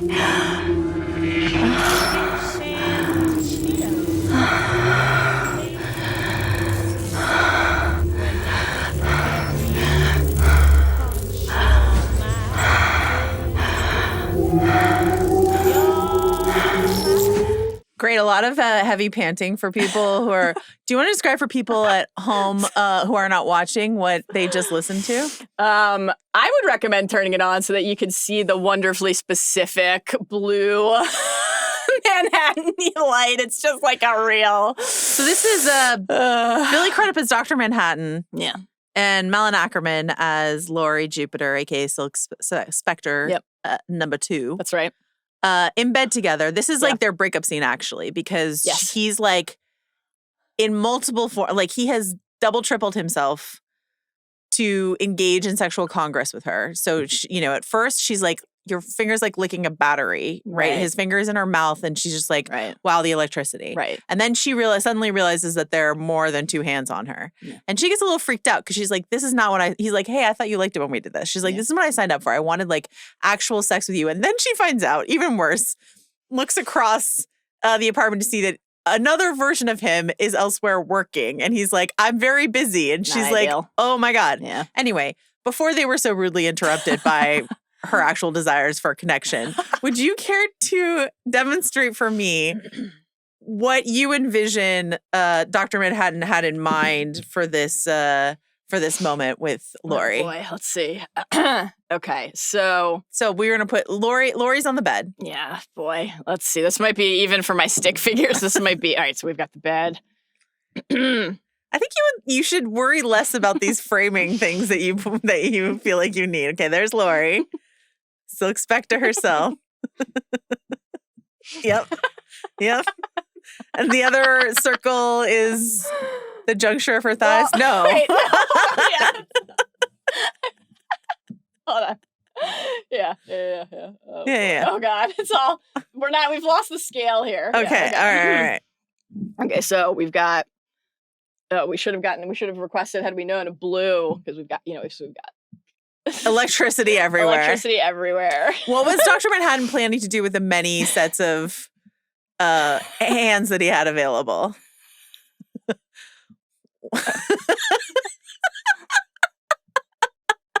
Such respect.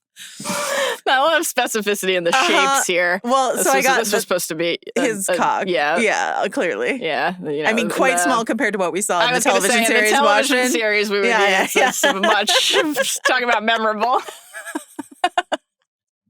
So what you've drawn here is either these a are- Christmas tree, upside down Christmas tree, or You got all sorts of sensory experiences, various touch electricity, points. hands these are everywhere. breasts. This is the molten core. Yeah, the molten core.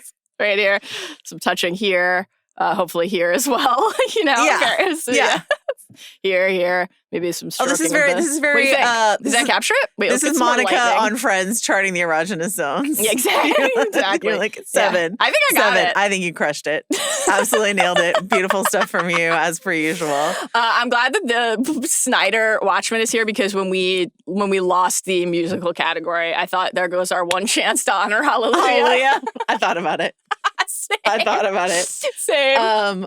Honestly, when I was like looking at clips, because I almost did the spaceship fucking scene, Yeah, but course, like when I was looking at clips, I was like, oh, this might have been what Mallory had in mind for needle drop during a sex scene. Hallelujah. Yeah, it would have been.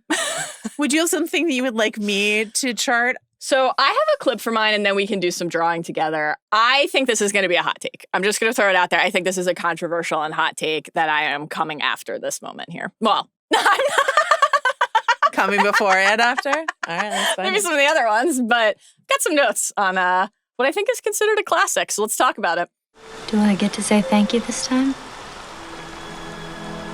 Wait.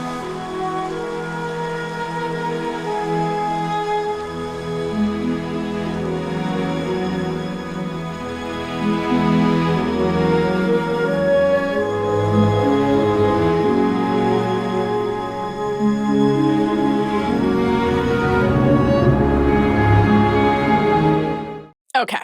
What's our objection here to Let's one of talk the most about this. iconic things that has ever happened in cinema?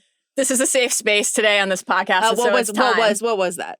That is, of course, Spider-Man, the first Tobey Maguire, Kirsten Dunst Spider-Man film from 2002, Sam Raimi's movie. And that is an incredibly famous moment in the history of superhero cinema and cinema. That is one of the most famous kisses of the century, no question. There's a lot of very prominent nipple action before and after that particular clip, also memorable. It's the image for the movie when you load up the film on Disney Plus right now. One of the things that I remember from 2003, the MTV Movie Awards that year, is that this one, of course, Best Kiss. It's How on could all it sorts not? of lists. It's on like an EW list of like the most, I don't remember the exact phrasing, like whether it was the best pop culture ideas or something like that of that entire decade. Wow. Okay. I think 0 parts of this are appealing. And I have a lot of questions about your ability to actually maintain arousal while that much rain and that many facial protrusions are touching certain parts of you. Okay. I don't think, let's just start with the rain. You noticed if you watched the clip. And if you didn't, I would encourage you to watch it now. Before, when we've got like the backdrop of, oh, who are you? It's sexy, mysterious identities. I think I know. Will you let me find out? Okay, great. Yeah, sure, of course. How is MJ even going to try to find out when she can't see shit because she's blinking raindrops out of her eyeballs that entire time? This is like, okay, right away you so lost it's a visual me. issue. It's not the vibe I want. That's part of it. Okay. Then Peter is upside down. Yeah. MJ is right side up. This is what makes this famous. Okay, she pulls down the mask to reveal his chin and his mouth, and she takes it to where? Right against his nose. Okay. So can he breathe? I just think this is basically waterboarding.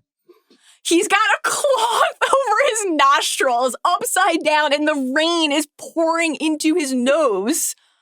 How is that sexy and pleasant and fun? She can't see. His chin is pushing against her nose, so she can't breathe. There's even more like whose tongue and teeth are where challenges than people kissing for the first time would typically confront. A lot of counterintuitive angles. And then you have the water dripping into your nostril and worse against the cloth that is blanketing your nostril. This is a real I can feel my age thing, because when I was younger, I used to think like, we just talked about this on the Wild Things pod. I used to think like, any water-based or water-adjacent sex thing, fun. Wild Things. Pool hookup, amazing. Spider-Man, a kiss in the rain, stuff and hot. Wild Things. Exactly. You know what? Now I'm 39. If I tried to fuck in the shower, I would fall and break my hip. It's just not. But they're spry youngsters. I guess. How is the raindrop not just going into his nose? Okay, you actually have like genuine artistic ability. That's insane. So there's like this and then the You other just did one. that in like 30 seconds. They're not very good, but They're quite good. The water. The water. Your artistry, while beautiful, is missing a crucial element here. Yeah. Water up the nose. Up the nose. Okay. I just wanted you to know that I did have the nipple there before you mentioned it. The like nipple we're is sawing through very glass. is very We're sawing important. through glass with those. Yeah. Absolutely. Okay, so water up the nose is the problem, mixed with Water in her eyes, his the chin in her lycra. nose. Oh yeah, sorry. The mask material and the water into the nostrils. Yeah, he's It's Peter a no. Parker. He's Spider-Man, but like it's not for me. So Okay. this was the time so to say screw you. So fuck you to one of the most iconic kisses in all of cinema. it. Exactly. Happy Valentine's Day. Okay, I have one more passage to read to you in this section. I'm thrilled. Absolutely thrilled. Will I be diagramming it? Perhaps. This is from the book Before They Are Hanged. It's the second novel in the First Law trilogy by Joe Abercrombie. It came out in 2007. It's one of the greatest sex scenes of all time. You have my attention. Shit, he hissed. She slapped his hands away and undid the buttons herself, pulled her shirt off, and dropped it beside her. He couldn't see much in the moonlight, only the gleaming of her eyes, the dark outline of her bony shoulders and her bony waist, splashes of faint light between her ribs and the curve underneath one tit. A bit of rough skin around a nipple, maybe. He felt her pull his belt open, felt her cool fingers sliding into his trousers, felt her, shit, you don't have to lift me up by it. All right. Better? He dragged at her belt and fumbled it open, dug his hand down inside, hardly subtle, maybe, but then he'd never been known for subtlety. His fingertip made it more or less into her hair before he got his wrist stuck tight. It wouldn't go any further, for all his straining. Shit, he muttered. Heard Pharaoh suck her teeth, felt her shift and grab her trousers with her free hand, dragging them down over her arse. That was better. He slid his hand up her bare thigh. Good thing he still had one middle finger. His 9 fingers. Good thing he still had one middle finger. They have their uses. They stayed like that for a while, the pair of them kneeling in the dirt, nothing much moving apart from their 2 hands working back and forward, up and down, in and out, starting slow and gentle and getting quicker. Silent except for Pharaoh's breath hissing through her teeth. Not teeth. Logan's rasping in his throat, the quiet suck and squelch of damp skin moving. She pushed herself up against him, wriggling out of her trousers, shoving him back up against the wall. He cleared his throat, suddenly hoarse. Should I? Shh. She got up on one foot and one knee, squatting over him with her legs wide open, spat on one cupped hand, took hold of his cock with it. She muttered something, shifting her weight, easing herself down onto him, grunting softly. He reached out, pulled her closer, one hand squeezing in the back of her thigh, feeling the muscles bunch and shift as she moved, the other tangled tight in her greasy hair, dragging her head down against his face. His trousers were screwed up tight around his ankles. He tried to kick them off and only got them tangled worse than ever. But he was damned if he was going to ask her to stop just for that. She whispered at him, mouth open, lips sliding warm and soft against his cheek, breath hot and sour in his mouth, her skin rubbing against his and sticking to it, peeling away again. He grunted back at her. And she rocked her hips up against him, back and forward, back and forward, back and forth. One of her hands was clamped around his jaw, her thumb in his mouth. The other was between her legs, sliding up and down. He could feel her wet fingers curling under his fruits. More than a bit painful, more than a bit pleasant. What?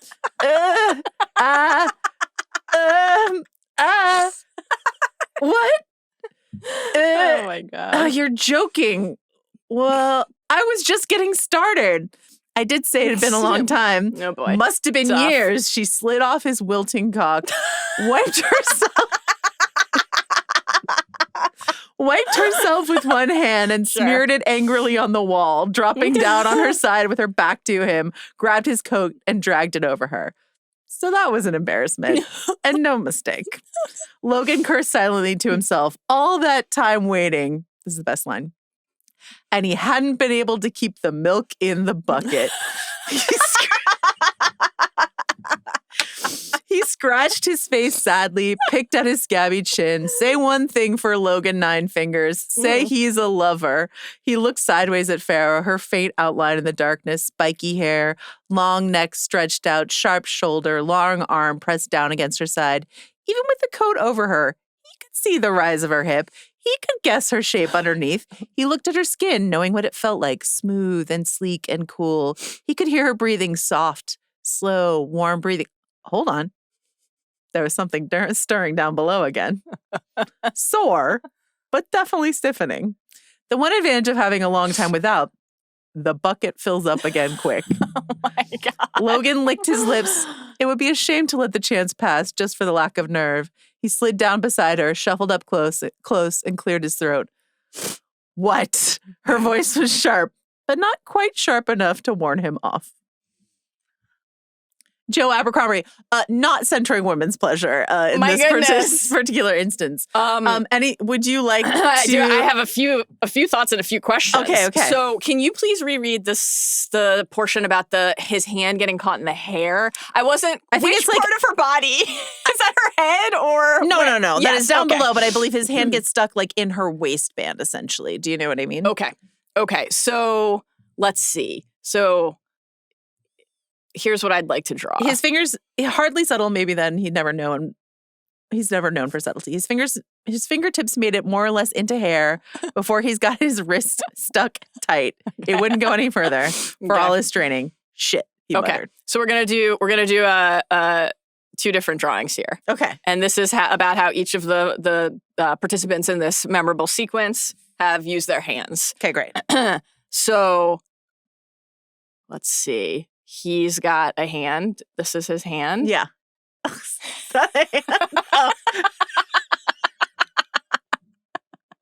Wait, the light is...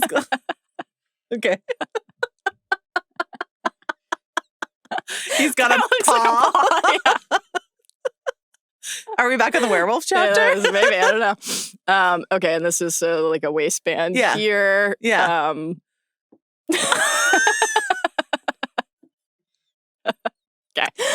Okay. And then this is gonna take more artistry. I'm gonna say here this is let's see. Okay,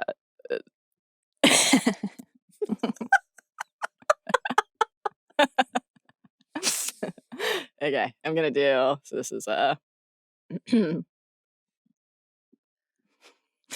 so this is the wide view. Uh-huh. And here's an inset of close up.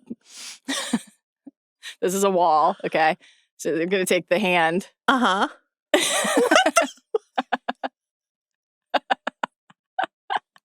And we're wiping. We're wiping. Yeah. We're wiping the milk from the bucket on the wall. The spilled milk. And here's the last detail I'll Not add. a great form of, pregnancy prevention, I should say.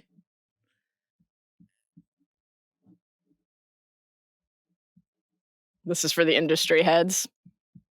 Yaz would never. Yaz would never. She's gonna go get that back. Yeah. Don't That's waste an industry spoiler. Don't waste it. What do you think? Did I capture something? Yeah. That's one for the Louvre, I think. Really good stuff. Okay, great. That has been thank you, Joe Abercrombie. Thank you, the Thanks, First Law Joe. trilogy. We did it, Joe. Thank you, Logan Nine Fingers. Wow, was this really on your mind during Alice with three fingers? I don't know, the milk spilling out of the Born bucket bereft is of honestly thumb? one of my very favorite things that's ever happened in all of literature. Will we be returning to the whiteboards? I'm done. Yeah. We only have Mostly two I left. have very We're taking a moving, hard tender things coming here. We're taking a hard pivot Well, away indeed. from things to get us fired. If we haven't been fired yet, I think we're in the clear. I think we're doing great. Most gorgeous description of love. I wonder. Spilling milk out of the bucket, not on my list. Do you think we have the same thing? I think you know what I have I do think I know what you have. because I've mentioned it before. This was the hardest to pick between two things But I ended up going with the tiebreakers that the thing I have as my runner-up is those characters are my pick for the next category. So I think we had the same last one.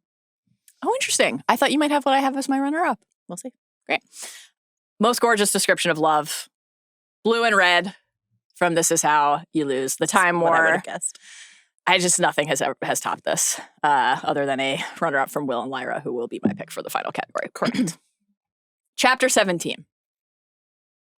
If you haven't read this yet, what are you doing? Joe's been telling you to read it for years. I've been telling you to read it for years. Zach Cram has been telling us to read it for years. 2019. I couldn't believe it was that long ago, actually. Chapter 17. Red, I love you. Red, I will send you letters from every when telling you so. Letters of only one word. Letters that will brush your cheek and grip your hair. Letters that will bite you. Letters that will mark you. I'll write you by bullet ant and spider wasp. I'll write you by shark's tooth and scallop shell. I'll write you by virus and the salt of a ninth wave flooding your lungs. I'll stop here. I'll stop. This is probably not how this is done. I want flowers from Cephalus and diamonds from Neptune, and I want to scorch the 1,000 earths between us to see what blooms from the ash, so we can discover it hand in hand, content in context, intelligible only to each other. I want to meet you in every place I have loved. I don't know how it's done between such as us, Red, but I can't wait to find out together. Love, Blue. P.S. I write to you in stings, Red, but this is me, the truth of me, as I do so, broken open by the act, in the palm of your hand. Dying. So this idea of like love in the form of desire to share. Yeah. Desire to share the things that have brought you joy, that have been meaningful to you, that intelligible only to each other part, but I want to meet you in every place I have loved is like to me an encapsulation of what it means to realize that you want to share your life with somebody. Like, and in any form, right? Romantically, friendship. I just think it is such a beautiful and perfect way to describe that particular aspect of desire, like not the parts of desire that are fleeting, but the parts that are lasting and rooted in wanting to put a smile on somebody else's face, wanting to make sure that they understand what matters to you and why, and learn the same about them. I just think it's like perfect. That inspires me to read. I am going to go back and read a section from a Dromiti fan fiction. Do it. There's just this one part that I really love from De Charquet, which is the Dromiti fan fiction I brought up a million times, but it's a very innocent thing, but it's like post-sex, but Draco and Hermione are sharing parts of their time spent apart together. And she says, in her head, nothing else compared to this, nothing even came close. Not the validation of similar wavelengths, nor the comfort of old friendships, nothing. She felt jubilant, so whole, listening to his mordant, almost whiny description of what, in all honesty, sounded like a perfectly decent budget hotel, his horror at having to endure a 15-minute bus ride, his account of the magical sanctuary, and the sardonic commentary about the meetings between diplomats. He gave her all she wanted. His eyes, his laughter, his attention, that little half smile that told her he was interested, as she let him know what she had been up to. All she wanted, his eyes, his laughter, his attention. Like, I just think that is like very beautiful. But that's not what I'm here to read for you today. I'm here to read from a few books. I've cheated. Patrick Rothfuss. Oh, yeah. The Wise Man's Fear. Lindbergh will be thrilled. His favorite. It had flaws, but what does that matter when it comes to matters of the heart? We love what we love.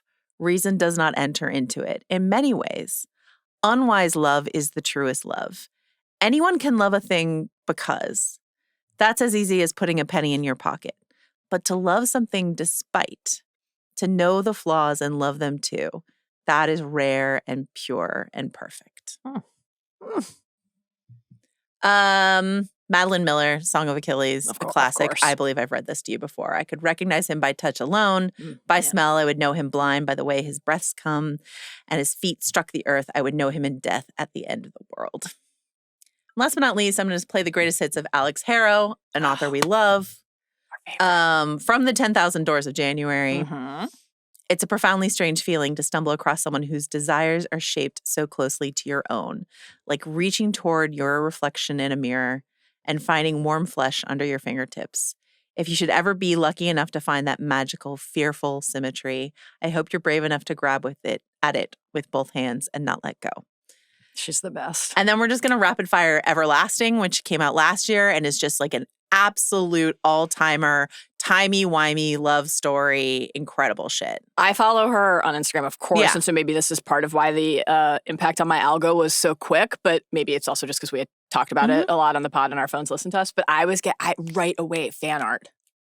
And it's just kept coming on Instagram. It was wonderful to see. Do you have a favorite part of Everlasting? I haven't read it yet. Oh my God. Okay. I haven't read it yet. It's still on my I don't list. think any of these are spoilers. And I haven't gotten to the last Book of Dust book either yet, which is like despondent. But I am reading The Will of the Many finally, as I texted you. Oh, that's true.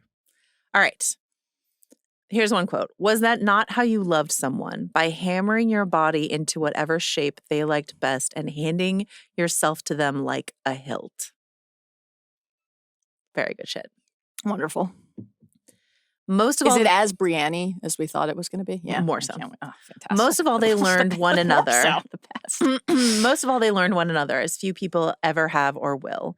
In the churn and tumult of their lives, where summer did not always follow spring, where even their own names were tricksome and shifting, they were to one another what fixed stars are to sailors, the only way through the dark. Last but not least. Let us lie here forever. Let us be buried as wild things are by tooth and claw and worm. Let the grasses grow up through the sockets of our eyes. Let them find us in 7 years or 70, and let their brows furrow because they cannot tell my bones from yours. Alex Harrow. She's Absolute best. killer. Everlasting, one of the best books I read last year. I can't wait. Captivating. I can't really, wait. really good stuff. All right, last but not least. Even though we are going to get to Will and Lyra on our last pick, it sounds like we should read as a runner-up for the prior category from Amber Spyglass. Not the chapter we're about to read, I assume, in our last pick, but We'll Live in Birds and Flowers? Yeah. We got to read it here. I will love you forever, whatever happens, till I die and after I die. And when I find my way out of the land of the dead, I'll drift about forever, all my atoms, till I find you again. I'll be looking for you, Will, every moment, every single moment. And when we do find each other again, we'll cling together so tight that nothing and no one will ever tear us apart. Every atom of me and every atom of you. We'll live in birds and flowers and dragonflies and pine trees and in clouds and in those little specks of light you see floating in sunbeams. Or bits of Mallory's sweater. Or that. Yeah, there's so much of that. And when they use our atoms to make new lives, they won't just be able to take one. They'll have to take two. One of you and one of me will be joined so tight. Very good. All right, I do have a different Poignant Parting. Pretty sure that you were going to do Will and Lyra. Do you have Jamie and Brienne? I do not have Jamie and Brienne. They're my runner-up. So no Jamie and Brienne making it outside of a runner-up. I was trying to Great, we can talk about diversify this runner-up my next. picks. Perfect. What do you have? We have to speed through. We're running late. I'll just play my clip and let it speak for itself, please, Carlos.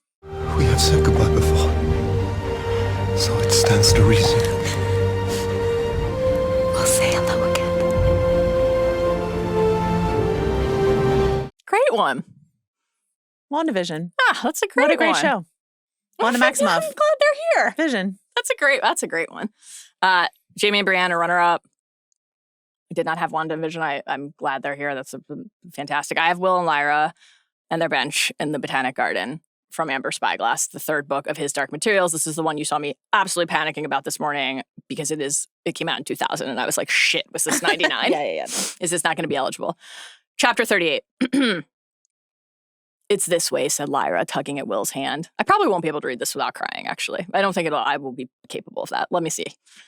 She led him past a pool with a fountain under a wide-spreading tree and then struck off to the left between beds of plants toward a huge many-trunked pine. There was a massive stone wall with a doorway in it, and in the farther part of the garden, the trees were younger and the planting less formal. Lyra led him almost to the end of the garden over a little bridge to a wooden seat under a spreading low-branched tree. Yes, she said. I hoped so much, and here it is just the same. Will, I used to come here in my Oxford and sit on this exact same bench whenever I wanted to be alone, just me and Pan. I almost wore my Pan shirt today. What I thought was that if you, maybe just once a year, if we could come here at the same time, just for an hour or something, then we could pretend we were close again. Because we would be close if you sat here and I sat just here in my world. Yes, he said. As long as I live, I'll come back. Wherever I am in the world, I'll come back here. On Midsummer Day, she said, at midday, as long as I live, as long as I live. He found himself unable to see, but he let the hot tears flow and just held her close. And if later on she was whispering shakily, if we meet someone that we like and if we marry them, then we must be good to them and not make comparisons all the time and wish we were married to each other instead, but just keep up this coming here once a year just for an hour just to be together. They held each other tightly. Minutes passed. A water bird on the river beside them stirred and called. The occasional car moved over Magdalen Bridge. Finally, they drew apart. Well, said Lyra softly. Everything about her in that moment was soft, and that was one of his favorite memories later on. Her tense grace made tender by the dimness, her eyes and hands, and especially her lips infinitely soft. He kissed her again and again, and each kiss was nearer to the last one of all. Heavy and soft with love, they walked back to the gate. Mary and Serafina were waiting. Lyra, Will said, and she said, Will. He cut a window into Chiriboga. They were deep in the parkland around the gatehouse, not far from the edge of the forest. He stepped through for the last time and looked down over the silent city, the tiled roofs gleaming in the moonlight, the tower above them, the lighted ship waiting out on the still sea. He turned to Serafina and said as steadily as he could, Thank you, Serafina Pekkala, for rescuing us at the Belvedere and for everything else. Please be kind to Lyra for as long as she lives. I love her more than anyone has ever been loved. In answer, the Witch Queen kissed him on both cheeks. Lyra had been whispering to Mary, and then they too embraced. And first Mary and then Will stepped through the last window back into their own world, in the shade of the trees of the Botanic Garden. Being cheerful starts now, Will thought as hard as he could, but it was like trying to hold a fighting wolf still in his arms when it wanted to claw at his face and tear out his throat. Nevertheless, he did it, and he thought no one could see the effort it cost him. And he knew that Lyra was doing the same and that the tightness and strain in her smile were the signs of it. Nevertheless, she smiled. One last kiss, rushed and clumsy so that they banged cheekbones, and a tear from her eye was transferred to his face. Their two demons kissed farewell, and Pantalaimon flowed over the threshold and up into Lyra's arms, and then Will began to close the window. And then it was done. The way was closed. Lyra was gone. Now, he said, trying to sound matter-of-fact, but having to turn away from Mary all the same, I've got to break the knife. He searched the air in the familiar way until he found a gap and tried to bring to mind just what had happened before. He had been about to cut away out of the cave, and Mrs. Coulter had suddenly and unaccountably reminded him of his mother, and the knife had broken because he thought it had at last met something it couldn't cut, and that was his love for her. So he tried it now, summoning an image of his mother's face as he'd last seen her, fearful and distracted in Mrs. Cooper's little hallway. But it didn't work. The knife cut easily through the air and opened into a world where they were having a rainstorm. Heavy drops hurtled through, startling them both. He closed it again quickly and stood puzzled for a moment. His demon knew what he should do and said simply, Lyra, of course. He nodded. And with the knife in his right hand, he pressed with his left the spot where tears still lay on his cheek. And this time, with a wrenching crack, the knife shattered, and the blade fell in pieces to the ground to glitter on the stones that were still wet with the rain of another universe. Oh my God, Philip Pullman, holy shit. Oh my God, nothing can top that passage. I just have the clip so that we can see this interesting choice that the HBO adaptation made with Daphne Keane as Lyra and Amir Wilson as Will to show us at the end of this them returning through the years, which is just a lovely little visual if we can see that as well. I'll be there every year. My whole life. I promise.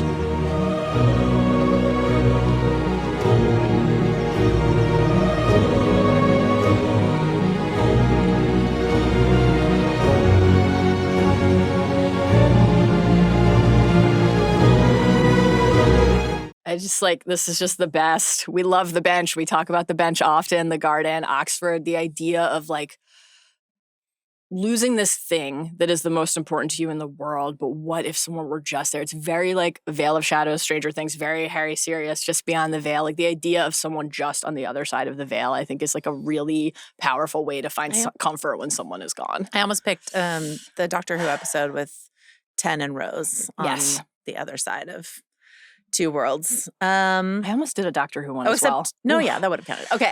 Peter and Olivia from Fringe didn't make my list, and I feel sad about that. And I just wanted to shout them out. I love them. Who else do you want to shout out? Arthur and Linus from Cerulean Sea. big, No, I was going big to time say, pairing. who helped us today that we want to thank before we go? Halbrand and Galadriel. No, Carlos for really, I mean, even by the usual standard.